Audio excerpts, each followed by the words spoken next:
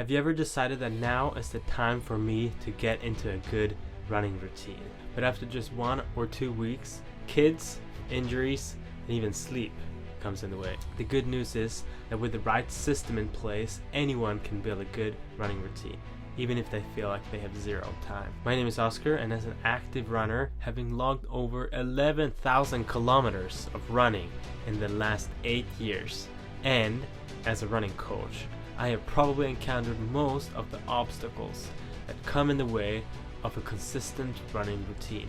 It all comes down to this system that, according to me, is built on 4 pillars. 4 pillars that make or break your running routine. First, the desire. Second, the planning. Third, the knowledge. And fourth, the community. We'll cover each in a moment, but first, what could a good running routine on a busy schedule look like? You wake up to your alarm on a Monday morning before anyone else. You feel excited. You know what breakfast your body can handle before a run. You put on your clothes and gear and take a fresh breath of the morning air. You have done this before.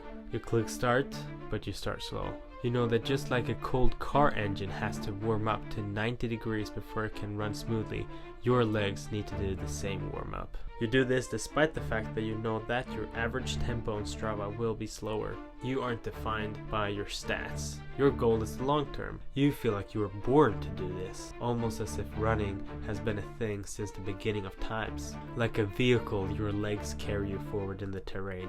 No injuries, no cramps, no sprinting, no sign of stopping. If you feel like this is something that you want in your life, you've already acquired the first pillar, desire. The second pillar is planning. Life will keep throwing curveballs.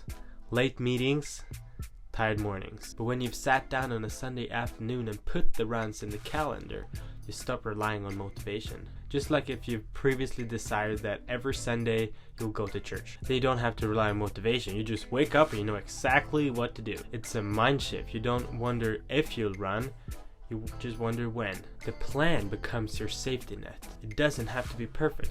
It just has to exist. And the best thing is that the majority of the runs will be in a tempo that is so slow that it doesn't hurt. A secret is that I max out on training sessions like 3 times a year, which leads us to the third pillar, the knowledge. This is where I see a lot of people doing harmful stuff to themselves. Too much, too soon, too fast. New runners confuse running with weight training or ice hockey, where the goal is to do as heavy or as fast as you can almost every session.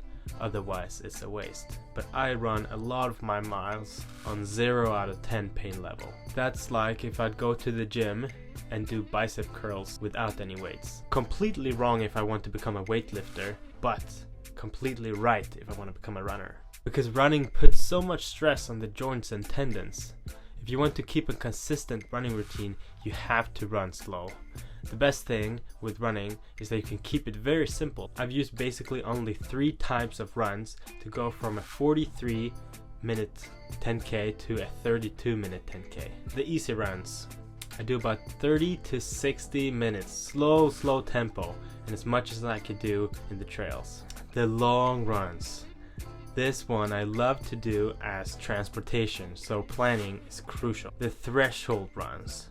Controlled discomfort. Fast enough to hurt, slow enough to hold. Where you train your body to clear the lactic acid as it is produced. And lastly, the hill sprints. I have a slightly sloped 200-meter hill where I do about 16 laps with maybe 5 seconds of rest at the bottom of the hill. When I understood how to build up my runs, when to rest, what shoes to wear and why going slow is often the key to going fast, that's when I started feeling confident as a runner, not caring about other people's opinions, because I know why I run every session that I do. And finally, the fourth pillar, community. Because sticking with the routine when it's only you gets boring real fast. But something shifts when you know someone else is in it with you.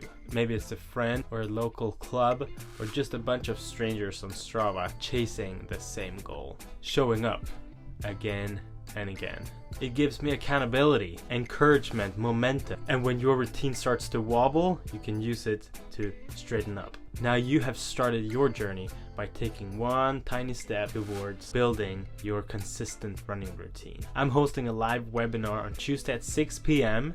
to help people just like you to develop a consistent running routine. The title of the webinar is How to Build a Consistent Running Routine even if you have zero time. Click the link in my bio to sign up for free right now. My goal is that you leave the webinar with new practical tools that you can use to build your own running routine. See you there.